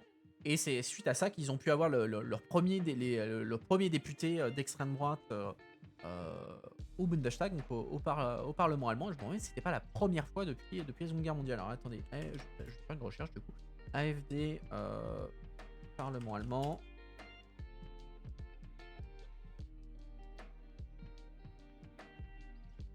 Alors, 2017. Deutschland. Ouais, c'est ça. Donc pour la première, quand l'AfD est rentrée en 2017 au Bundestag, c'était la première fois depuis 1949 qu'un parti plus à droite de la CDU, de CSU, donc les conservateurs, la droite normale, hein, l'équivalent de LR entre guillemets. C'est la première fois depuis 1949 qu'un parti plus à droite que ça était élu au Bundestag. Donc ça a créé un peu un choc. Alors depuis, la vague de l'AfD a légèrement reculé, hein, depuis. Ils ont perdu pas mal de sièges au niveau régional, etc. Et on va bien voir ce qui va se passer dans les élections allemandes dans les quelques semaines qui viennent. J'ai oublié quand était exactement la date, mais a priori, ils ne vont pas faire des gros scores. Je crois que de mémoire, l'AfD dans les derniers sondages en Allemagne est à 5-6%, comme ça. Qu'est-ce que j'ai d'autre sur mon petit bout de papier? Oui, alors on a parlé un petit peu du fait... Même Guillaume disait que voilà, quand on rentre au Parlement européen, on ne fonctionne pas par silo national. C'est pas tous les députés français ensemble, tous les députés allemands ensemble, tous les députés maltais ensemble. Non, tout le monde est dans des groupes européens. C'est-à-dire les Allemands sont avec les Français, qui sont avec les Maltais, etc., etc. Et donc on est sur des divisions politiques. Et effectivement, c'est une des règles au Parlement européen, c'est une règle de procédure d'ailleurs. C'est-à-dire on peut, pour justement éviter ce phénomène de silo, pour pouvoir créer un groupe politique au Parlement européen, vous avez un quota de pays. Un quota de 7 pays de mémoire. Minimum, c'est-à-dire vous devez avoir au minimum 7 nationalités et 25 députés dans votre groupe politique pour pouvoir créer un groupe politique. L'idée étant justement d'éviter d'avoir une seule délégation nationale qui crée un groupe politique à elle seule et donc ne représente que l'intérêt national et pas l'intérêt européen. Cette limite, ça notamment, c'est ce qui a notamment empêché pendant longtemps l'extrême droite française, donc le Front National et puis le Rassemblement National, d'avoir un groupe politique au Parlement européen. La première fois, puisque effectivement, ils n'arrivaient pas à franchir ce seuil des 7 nationalités. Ils n'arrivaient pas à trouver 6 autres délégations nationales qui voulaient se mettre avec eux pour créer un groupe politique. Pour plein de raisons différentes, hein, parce que, enfin plein de raisons différentes, c'est l'extrême droite et les autres pays voyaient l'extrême droite française comme étant extrêmement toxique, xénophobe, antisémite, donc notamment à cause de l'image de Papa Le Pen, Jean-Marie Le Pen. Et par exemple, si vous prenez UKIP, donc entre guillemets l'extrême droite britannique, hein, qui est à l'origine du Brexit, Nigel Farage, il ne voulait pas entendre parler d'une alliance avec Marine Le Pen, notamment à cause de ça. Aussi parce que ça voulait dire qu'il aurait dû partager les projecteurs avec Marine Le Pen, mais les Anglais ne voulaient pas entendre parler d'une alliance avec l'extrême française, parce que pour eux c'est des racistes. Pour eux c'est des racistes et ils veulent pas ça, ils veulent rien avoir à faire avec eux. Depuis, ça a changé. Au dernier mandat, après, je crois, 1 an et demi ou 2 ans après les élections, donc 2015-2016, Marine Le Pen a fini par réussir à créer son propre groupe politique, hein, qui était à l'époque appelé ENF et qui est ensuite devenu, maintenant, sous ce mandat-là, ID, donc Identité et démocratie. À chaque fois, faut l'oxymore dans le nom. Donc depuis, voilà, l'extrême droite et le Rassemblement National a son propre groupe, mais auparavant ils étaient dans ce qu'on appelle les non-inscrits, donc les gens qui n'avaient pas de groupe politique au Parlement européen et qui pratiquement ne servaient pas à grand. Qu'est-ce que j'ai d'autre sur ma petite liste? On a parlé, ah oui, un sujet qui était intéressant, c'est quand elle a expliqué comment est-ce qu'on organise le travail quand on est un petit nombre de députés. Donc la délégation socialiste française, ils sont 6 députés. Donc c'est pas énorme, et comme elle l'a mentionné, il y a 22 commissions parlementaires au Parlement européen, sans compter les commissions temporaires, etc. Comment vous faites à 6 pour tout couvrir? Alors ça, effectivement, en début de mandat, particulièrement, ça fait partie des grandes manœuvres des délégations nationales pour justement faire une gestion stratégique des commissions parlementaires. Ça c'est à 2 niveaux. D'une part, premier niveau, c'est s'assurer que les députés de la délégation sont dans les commissions importantes. Donc par exemple, les commissions importantes, ça peut être, ça dépend des priorités nationales. Mais par exemple, c'est important d'avoir, si vous êtes,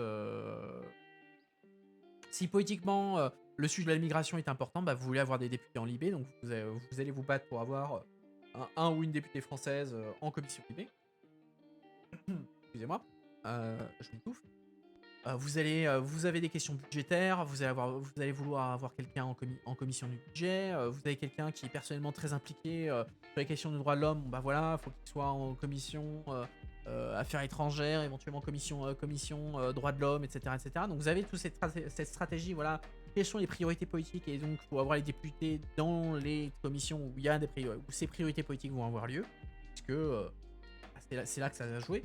Et ensuite vous avez le deuxième niveau qui est en tant que délégation nationale, vous pouvez pas vous permettre de ne pas couvrir un sujet. Donc faut à côté vous assurer que tous vos députés ne soient pas concentrés dans 2 commissions, mais que vous puissiez couvrir les 22 commissions. Et quand vous êtes moins de 22, du coup vous répartirez les dossiers en disant voilà, Sylvie Guillaume, moi je vais couvrir Libé, je vais couvrir jury, je vais couvrir pétition, etc. Et donc se répartir les tâches pour que, au final, quand on arrive en plénière et que les députés sont amenés à voter sur les textes, les collègues puissent venir vous dire ok, Sylvie, ce dossier il vient de la commission des pétitions, c'est toi qui es en charge de ça, qu'est-ce que c'est que ce dossier, est-ce que c'est problématique pour nous, est-ce qu'on doit soutenir, est-ce qu'on doit pas soutenir? Et ça, du coup, il y a un vrai travail de veille des députés européens, y compris dans des commissions auxquelles ils n'appartiennent pas nécessairement, parce que justement il faut qu'ils puissent suivre au nom de la délégation les sujets et s'assurer qu'il n'y ait pas un truc il faut s'assurer qu'il manque pas quelque chose, qu'il manque pas un sujet, quoi. C'est un autre volet de la stratégie interne au Parlement européen. De quoi on a parlé? Elle a parlé un petit peu de son opinion sur le le discours sur l'état de l'Union qui était la semaine dernière, mercredi dernier. Elle a dit que voilà, on en a parlé un petit peu aussi un peu dimanche pendant la revue de presse, qu'elle a trouvé que c'était un discours pas top, hein. Elle a fait un bon bilan, mais elle a pas fait de proposition. C'était pas très offensif. Elle aurait pu le faire. Et effectivement, on l'a discuté dimanche. Et c'est très gentil comme discours, hein. On s'est félicité de raison d'une certaine manière en matière vaccinale, en matière de lutte contre le Covid, etc. Mais derrière, il y a pas eu de grosses propositions. Et quand il y avait des propositions, c'était assez flou. On savait pas trop ce qu'il y avait derrière. Donc elle a parlé notamment de Alma, donc l'Erasmus pour les jeunes chômeurs, où on sait pas trop ce qu'il y a derrière. Pas trop quels fonds sont à ça. Donc voilà, on sait pas si c'est de l'usine à gaz, on sait pas si c'est quelque chose d'important ou pas. Merci pour le follow. Bienvenue dans la communauté. Mais voilà, le discours sur l'état de l'Union, c'était un sujet, c'était bien, mais c'était peu mieux faire. On était loin des Politico faisait alors, Politico, mais en tout cas sur Twitter définitivement, les gens faisaient la comparaison avec le précédent président de la Commission européenne, Jean-Claude Juncker, luxembourgeois, qui lui était beaucoup plus offensif dans ses discours, qui était beaucoup plus politique et qui n'hésitait pas à faire des grosses propositions bon, j'avais tendance à préférer aussi les discours de l'état de l'Union de Jean-Claude Juncker, ne serait-ce qu'au niveau de la personnalité. Il lui reste combien de temps à Van der Leyen? Il lui reste jusqu'à la fin de son mandat, donc encore 2 ans et demi, vu que les mandats de la présidence de la Commission sont synchronisés avec les mandats du Parlement européen, donc 2019-2024. Et en 2024, voilà, soit elle sera renouvelée, si le Conseil, donc les États membres acceptent, ou le veulent bien, ou alors elle sera remplacée par quelqu'un d'autre. Mais c'est des mandats de 5 ans. C'est des mandats de 5 ans, et le ou la prochain candidat à la présidence de la Commission devra passer devant le Parlement européen pour avoir l'approbation. Qu'est-ce que j'ai d'autre? Évidemment, on a parlé sous-marin, hein, c'était un peu le sujet inévitable. Et on en reparlera, j'en suis sûr, à nouveau dimanche. Donc, effectivement, ce qui s'est passé, c'était un peu inacceptable et c'était un peu symptomatique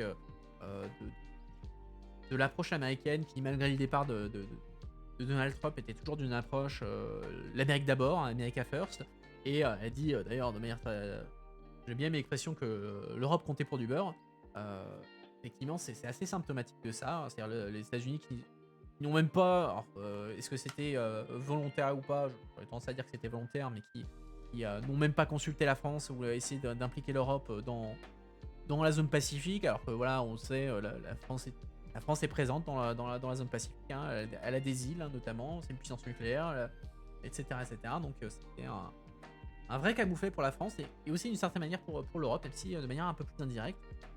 Elle a parlé aussi un petit peu de la question de la défense européenne, tout en disant voilà, il faut faire quelque chose en matière de défense, mais elle a dit effectivement que cette affaire aussi pointe les contradictions européennes en la matière, puisque effectivement, et c'est quelque chose de très vrai, on en a parlé un petit peu vendredi, aussi dans le cadre du tour sur l'état de l'Union, puisque c'est effectivement un des rares points sur lesquels Mme von der Leyen a été très claire et elle a fait un très bon diagnostic, c'est-à-dire qu'il y a sur le fait que c'est bien beau de dire qu'il faut faire de la défense européenne, mais comme il n'y a pas de cohérence, il n'y a pas de volonté politique vraiment d'agir derrière, en fait ça ne sert pas à grand chose. Et aujourd'hui, on a une vraie contradiction en matière de politique de défense européenne où on a d'un côté la France qui veut avoir une vraie politique de défense européenne, évidemment avec leadership français, puisque la France est la puissance militaire européenne depuis le départ du Royaume-Uni de l'Union européenne, mais elle est un peu isolée sur le sujet, puisque les Nordiques sont neutres, donc ils sont pas vraiment va-t-en-guerre.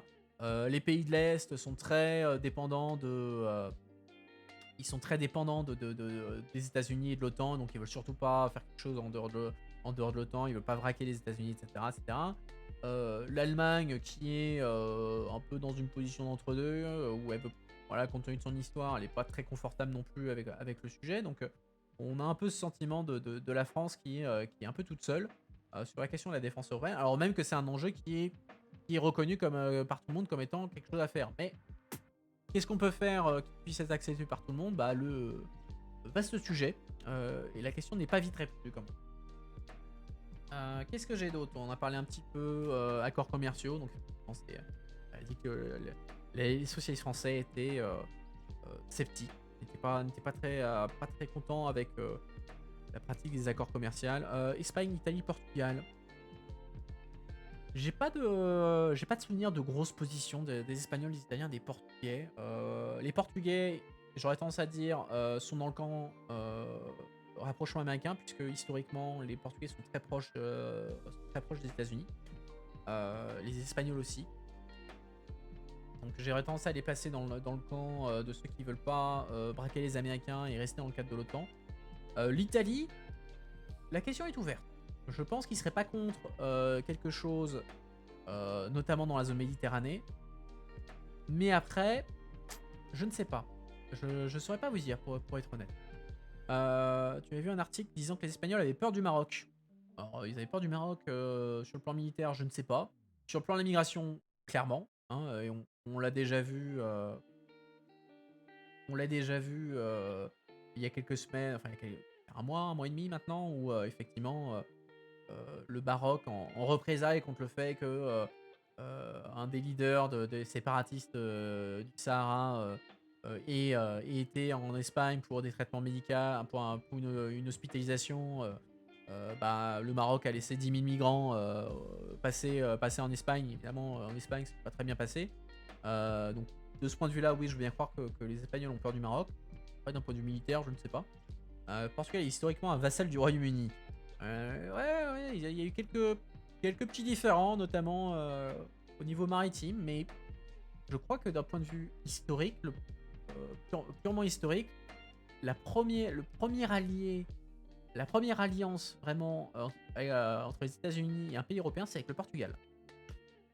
De mémoire, il faudrait vérifier, mais je suis sûr et certain qu'il y a des liens avec les Américains très très forts.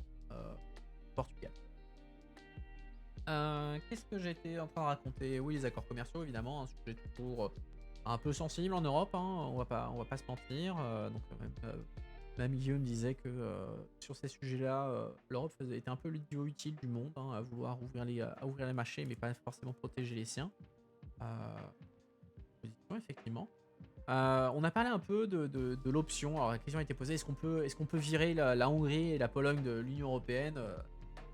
Déjà, là-dessus, elle a dit que pour commencer, on pouvait pas. Alors, effectivement, c'est vrai, juridiquement, on ne peut pas. Il n'y a pas d'instrument aujourd'hui dans l'Union Européenne qui permet de virer un État membre. Hein. C'est impossible. C'est impossible. On peut éventuellement le priver de ses droits de vote au Conseil. C'est ce qu'on appelle la procédure de l'article 7, qui est en cours avec la Hongrie et le Portugal, mais qui est paralysée parce que ça demande l'unanimité.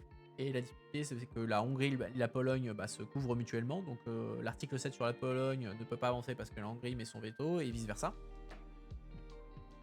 Donc voilà, on peut pas virer la Hongrie et la Pologne de l'Union Européenne. Et elle a dit à juste titre, voilà, on peut pas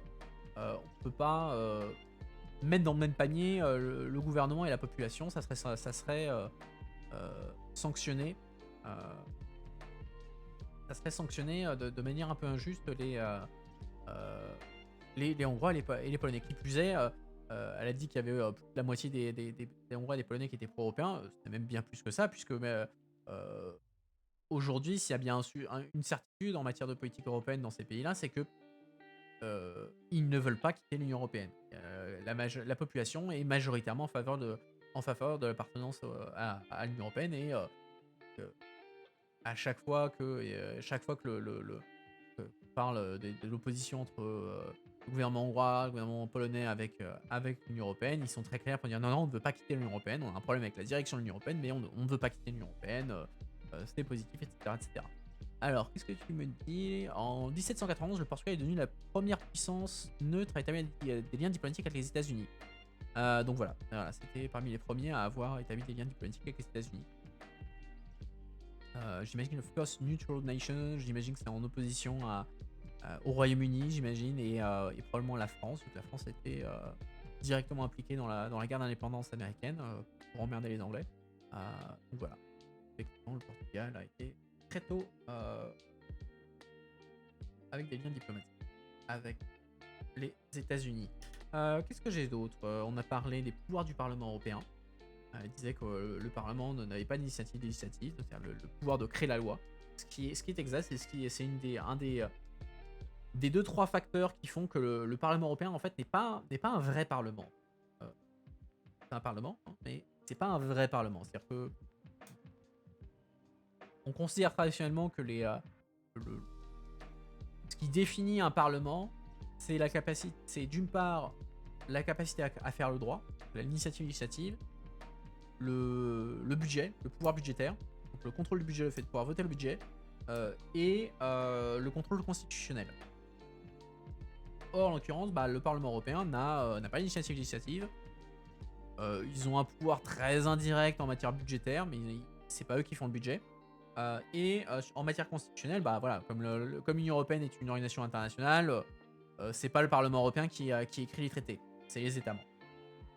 Le Parlement est un Parlement imparfait, d'une certaine manière. Et effectivement, il y a une grosse campagne du Parlement européen pour essayer d'acquérir au moins une initiative législative. Et donc, notamment Van der Leyen, pour essayer de s'attirer le soutien du Parlement européen en 2019, avait dit que elle allait,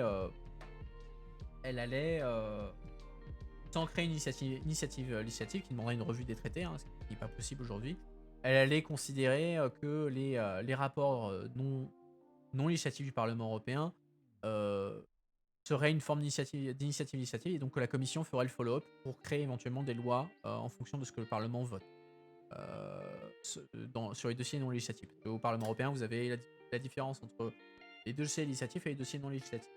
Dossier législatif, c'est quand la Commission sort une directive, un règlement, il y a ce qu'on appelle la procédure de codécision. Donc, une fois que le projet est sorti, le Parlement européen et le Conseil, donc les États membres, se mettent dessus et travaillent dessus et effectivement adoptent le droit. Mais à côté, vous avez ce qu'on appelle les procédures non législatives où le Parlement européen va se dire écoutez, j'ai envie de faire un rapport sur je sais pas, la politique d'asile en Europe. Et voilà, ça va être le Parlement européen qui donne sa position sur la politique d'asile, mais ça ne sera pas un dossier, ce ne sera pas une loi, ce ne sera pas un dossier législatif. Donc, sur le papier, le texte qui sortira du Parlement européen n'a pas de valeur juridique. C'est un texte c'est une valeur purement politique, ça donne les indications sur ce que le Parlement pense, et c'est utile pour la Commission et pour le Conseil pour savoir en gros où sont les équilibres au Parlement européen et donc qu'est-ce qu'ils peuvent faire ou pas en matière législative. Et c'est aussi un indice pour la Commission de dire voilà, le Parlement européen, on aimerait bien vous bossiez là-dessus. Et donc Mme Van der Leyen a dit voilà, quand vous ferez des rapports non législatifs, je traiterai ça comme si c'était une demande législative et donc on fera le follow-up.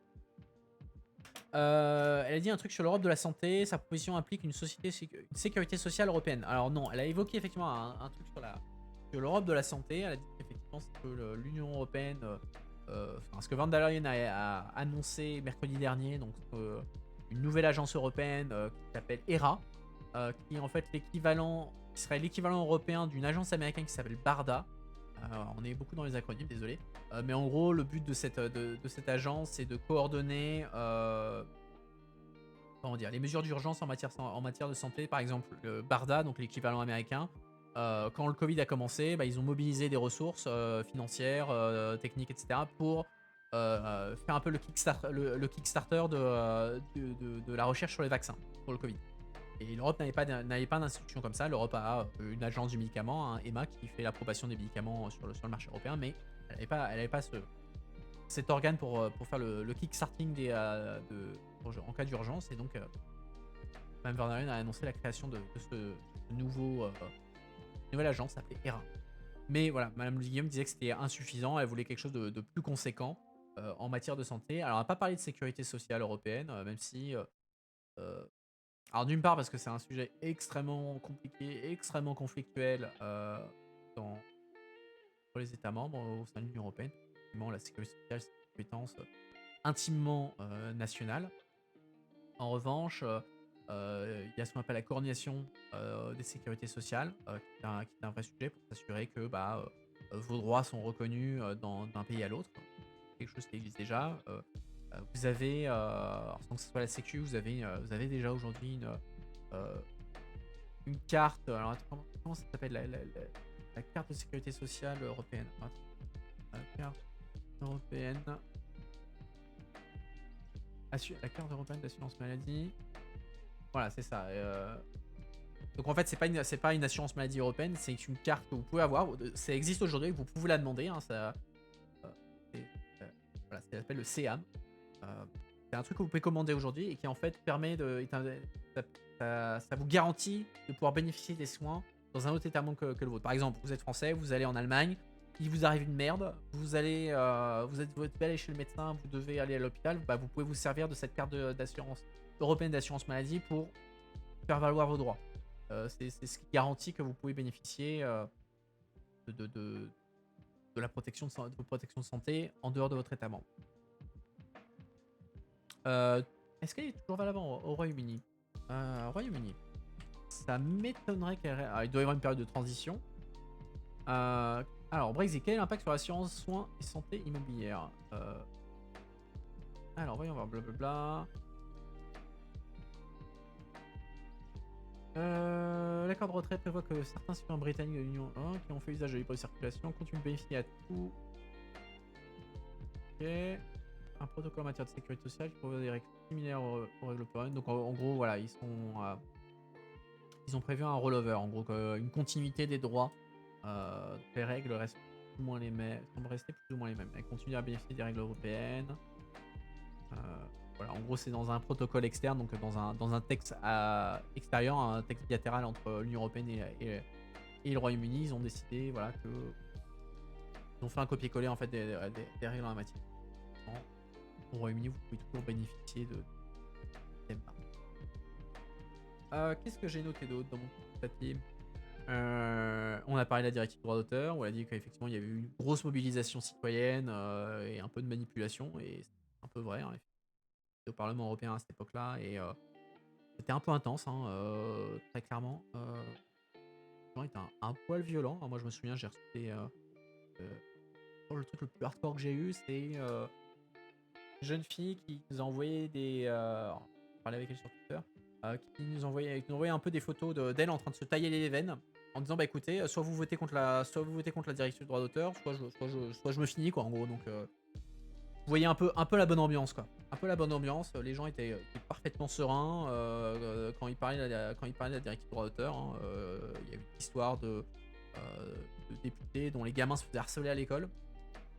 Parce qu'ils avaient vu que leur youtubeur a dit attention, les députés européens vont voter un truc contre la liberté d'expression, internet va disparaître, blablabla. Et du coup, les gamins de députés européens se faisaient un peu harceler à l'école en disant ta mère, ton père, il veut interdire mon youtubeur, t'es un peu un salopard en fait, je t'aime pas. Ça a été un peu tendu, hein, franchement, il y a eu des trucs assez dégueulasses hein, qui sont passés hein, en la matière. Hein. Il a dit qu'il y avait de la manipulation. C'était clairement de la manipulation. On avait vu à l'époque, il y avait YouTube qui avait fait son lobbying directement auprès des youtubeurs avec qui elle était en contact, et leur filait en gros tout un pack de presse en disant voilà, faites des vidéos contre la directive de droit d'auteur et voilà tout le kit. Amusez-vous. Donc ouais, c'était un peu violent. Hein, et effectivement, ça a été retenu comme étant le texte du dernier mandat le plus violent, le plus intense du mandat dernier, et voire même un des dossiers numériques les plus violents. Et encore aujourd'hui, il y a eu un peu un syndrome post-traumatique après cette directive copyright. Aujourd'hui, dès qu'on est sur politique numérique, les députés ils sont nerveux dès qu'on leur parle de la directive copyright. Non, on veut pas avoir des débats à nouveau comme la directive copyright. C'était un peu ambiance dégueulasse. On peut pas avoir ça de nouveau. Donc ouais, c'était intéressant, mais ouais voilà, il n'y a pas eu, c'était pas un grand moment j'ai envie de dire. Hein, un grand moment de manipulation. On recevait des spams. Enfin, c'était bon ambiance. Qu'est-ce que je peux vous dire d'autre? Message automatique de Nightbot. Hein, L'Islande qui ne peut plus appartenir à l'Union Européenne, enfin qui ne peut plus rejoindre l'Union Européenne. Tristesse infinie. On a parlé un peu de la présidence française, je conclure sur ça d'ailleurs. Où elle mettait en doute le principe des présidences tournantes. Alors, qu'est-ce que c'est que la présidence tournante? C'est tous les 6 mois, en fait, vous avez un État de l'Union Européenne qui prend ce qu'on appelle la présidence de l'Union Européenne. Alors, c'est pas qu'ils sont présidents de l'Europe, c'est en fait ils président les travaux du Conseil, qui est l'une des institutions du Parlement européen, une institution européenne, qui représente en fait les intérêts des États membres, mais en fait, cette présidence tournante qui dure 6 mois, et en fait, il assure, le pays concerné assure évidemment le secrétariat du conseil, etc., mais donne aussi des impulsions politiques et représente le conseil dans les travaux, dans les travaux législatifs. Donc, c'est-à-dire, qu'est-ce qui se passe concrètement? C'est que quand on est sur un dossier législatif, il y a ce qu'on appelle les trilogues, donc les négociations entre la Commission européenne, le Parlement européen et le Conseil, sur un texte législatif, pour en gros, ils arrivent chacun avec leur version du texte et à la fin, il doit y avoir la version finale de la loi européenne. Et en fait, celui qui va représenter, ceux qui vont représenter le Conseil, donc l'institution qui représente les États membres, bah, ça va être la présidence. Aujourd'hui, c'est slovène. Donc vous avez les diplomates slovènes, vous avez les ministres slovènes qui viennent pour ça. Et quand je dis ministre, effectivement, sur les gros dossiers, bah, pour conclure, vous avez effectivement le ministre qui peut se pointer. Et premier semestre 2022, bah, ça sera la France qui aura ça. Alors il dit effectivement, c'est un peu étrange que la France ait ça pendant le premier semestre parce que c'est pendant les élections présidentielles. C'est à cause du Brexit. Parce que initialement, la France devait avoir la présidence sur la deuxième moitié de 2022. Sauf que quand il y a eu le Brexit, le Royaume-Uni devait avoir la présidence pas cette année ou l'année dernière. Et du coup, bah voilà, ils allaient quitter l'Union européenne. On n'allait pas leur filer la présidence de l'Union européenne. Donc, ce qui a été fait, c'est on a avancé tout de 6 mois. Donc, en fait, la France qui devait se retrouver au deuxième semestre 2022, bah, s'est retrouvée au premier semestre 2022. Donc, je trouve que c'est en plein milieu de ces élections. Ça va faire un peu un truc un peu bizarre, mais voilà. C'est marrant qu'elle ait dit que ça n'est pas un programme ambitieux. La défense, ça l'est. Oui, la défense, c'est un sujet ambitieux, mais après, encore une fois, le problème, c'est que l'Europe de la défense, pour le moment, il n'y a pas grand-chose qui peut être fait de manière réaliste, parce que c'est, à part des belles déclarations, il n'y a rien, quoi. Il y a rien. En 6 mois, c'est pas, on va pas faire la défense européenne en 6 mois. Tout au plus, la France pourra donner des impulsions, elle pourra essayer d'explorer des voies, elle pourra faire un peu de forcing politique, mais on va pas créer une politique de défense européenne. Un truc significatif pendant cette présidence, et clairement pas. On va pas réinventer, on va pas arriver avec des gros trucs parce que la France aura décidé de faire un programme sur la défense. Soyons très clairs là-dessus. Admettons que le président change, ça se passe comment d'un point de vue de présidence européenne? Rupture de continuité? Bah oui et non. Ce qui va se passer, c'est évidemment, quand on dit la présidence de la France, c'est le gouvernement français. Donc ce qui va se passer, c'est donc à partir de mars, bah, on va arriver un peu en période de réserve. Donc la France sera évidemment moins active politiquement au niveau de la présidence. Et admettons que voilà, M. Macron ne soit pas réélu en avril.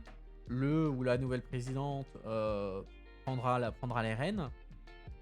Il y aura une période de transition. Une fois que Macron n'est plus président, bah, c'est le nouveau président qui est en charge. Mais après, d'un point de vue de la présidence, ça n'aura pas d'impact direct parce que le programme il a déjà été défini. Hein. Je veux dire, ça fait 1 an et demi que le gouvernement français travaille sur les priorités de la présidence française, et c'est un travail qui n'est pas fait uniquement au niveau du gouvernement. C'est pas même uniquement En Marche qui bosse là-dessus. C'est quelque chose qui les autres partis politiques sont impliqués d'une certaine manière là-dedans. Hein. Je veux dire, il y a un travail de coordination qui est fait avec les députés socialistes, LR, France Insoumise, les Verts, etc. Tout le monde est impliqué dans l'effort. C'est un effort de groupe. C'est pas juste le gouvernement français. C'est pas juste En Marche qui dit bah voilà, c'est mon programme et un point c'est tout. Non. Donc il y aura, si jamais le président devait changer, il y aura une période de battement. Ça va être un peu bizarre parce qu'il faudra faire la transition. Mais les équipes resteront en place. Et on fera avancer le truc, même si ça pourra mener à quelques changements. Mais encore une fois, je veux dire, si la présidence change, ça neutralisera le reste de la présidence. Parce que le ou la nouveau président prendra ses fonctions en début mai. Il aura pas les élections législatives seront en juin. Donc il n'aura pas de gouvernement et de majorité parlementaire avant juin. Et la présidence française, elle prend fin au 1er juillet. 1er juillet, donc de facto, il y aura plus rien qui se passera. Très très peu de choses. C'est pour ça que là, Elle disait, voilà, ça va être 3 mois de boulot intense et après, voilà, qu'est-ce qui va se passer, quoi. Non, ça a été un petit peu parti. Écoutez, voilà, moi je pense que j'ai fait un peu ce que j'avais comme point côté papier. Si vous avez des questions, des remarques, des commentaires, c'est le moment. Sinon, bah écoutez, je vais lancer dans ma conclusion. Je sais pas si chose loupé. Je ne vois pas de nouveaux commentaires émerger. Bah écoutez, je vais faire ma conclusion, hein, pas de raison.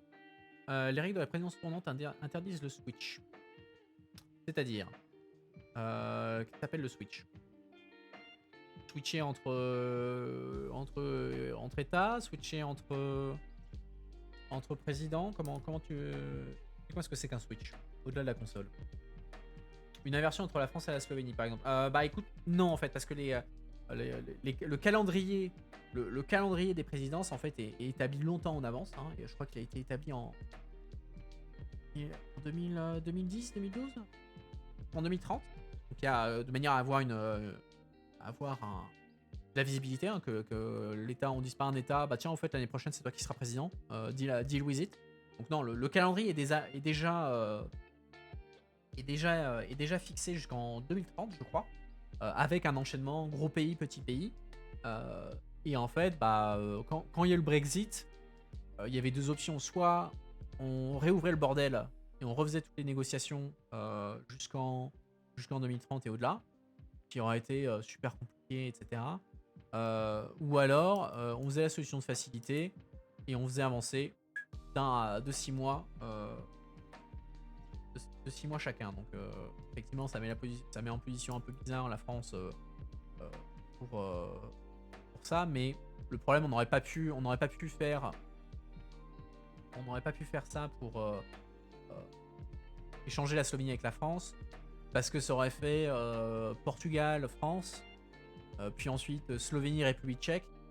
Ça aurait été un peu, en termes d'équilibre, ça aurait fait entre guillemets deux gros pays, deux pays de l'Ouest d'affilée, puis deux petits pays, deux pays de l'Est d'affilée. Donc ça aurait été un peu, à mon avis, il serait compliqué à vivre pour pas grand chose. Donc à mon avis, c'était plus dans l'urgence, solution de facilité. On avance tout le monde de 6 mois et on s'emmerde pas. À mon avis, c'est un peu le- pourquoi on est arrivé là, parce que sinon il fallait réouvrir le package. La décision était déjà. Mais voilà, conclusion. Voilà, j'espère que vous avez apprécié l'interview.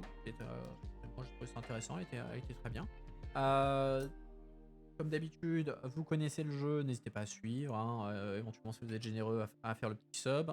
Ça aide toujours la chaîne. Je vous mets dans le chat mon Twitter, mon Discord, mon YouTube, mon Facebook. N'hésitez pas à suivre là, c'est toujours très utile et c'est là que. D'ailleurs, sur Discord, c'est là qu'on fait les grosses discussions. Sur Twitter, c'est là où j'ai ma grosse communauté, etc. Donc, c'est toujours intéressant de me suivre sur les autres réseaux sociaux. Programme de la semaine, demain. D'ailleurs, le programme de la semaine, vous pouvez le retrouver sur Twitter. Hein, je l'ai en tweet épinglé, vous voyez tous les lundis tout le programme. Demain, nouvelle interview en anglais cette fois, avec un député allemand libéral, Jan-Christoph Oetjen, à 8h30. Et ensuite, on se retrouve dimanche à 18h en français et à 20h en anglais pour la revue de presse de la semaine, où je reviens sur les gros sujets de l'actualité européenne pour résumer ça et en discuter avec vous. Et voilà. Écoutez, je vous remercie encore. Je vous souhaite une bonne fin de soirée et on se retrouve, j'espère, demain ou sinon dimanche pour la revue de presse. À très bientôt tout le monde.